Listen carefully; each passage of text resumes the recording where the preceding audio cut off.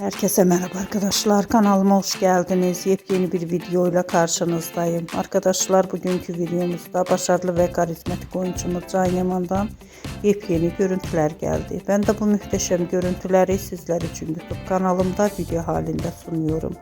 Umarım beğenirsiniz. Arkadaşlar, videomu beğendiyseniz kanalımı izlemeyi ve bildirim butonuna basmayı unutmayın.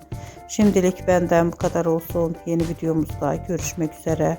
Hoşça kalın, sağlıklı kalın. Umarım videomu sonuna kadar izleyeceksiniz ve beğeneceksiniz. İyi seyirler.